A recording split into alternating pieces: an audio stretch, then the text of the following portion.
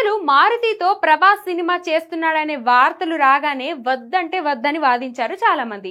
కానీ ప్రభాస్ మాత్రం సైలెంట్ గా సినిమా మొదలు పెట్టేశాడు. ఇక ఎప్పుడైతే రాజాసాబ్ నుంచి ప్రభాస్ లుక్ లీక్ అయిందో అప్పటి నుంచి సినిమాపై అంచనాలు పెరగడం మొదలయ్యాయి. ఫైనల్ గా ప్రభాస్ లుక్ టీజర్ బయటకు వచ్చాయి. ఫ్యాన్స్ పండగ చేసుకుంటున్నారు. రాజాసాబ్ ఎప్పుడెప్పుడు థియేటర్ లో వస్తుందా అని వెయిట్ చేస్తున్నారు. ఇక తాజాగా రిలీజ్ అయిన ట్రైలర్ మరింత అంచనాలు పెంచేసింది. ఈ ట్రైలర్ లో ప్రభాస్ చేసిన రచ్చ అంతా ఇంత కాదు. జనవరి 9th రాజాసాబ్ దెబ్బకు థియేటర్ టాప్ లేచిపోయేలా ఈ ట్రైలర్ ఉంది. దీంతో ప్రభాస్ ఫ్యాన్స్ ఫుల్ ఖుషి అవుతున్నారు. చిత్ర యూనిట్ కూడా ఫుల్ జోష్ లో ఉంది. ముఖ్యంగా మారుతి రాజాసాబ్ ట్రైలర్ కి వస్తున్న ఫీడ్బ్యాక్ ని ఫుల్ గా ఎంజాయ్ చేస్తున్నాడు.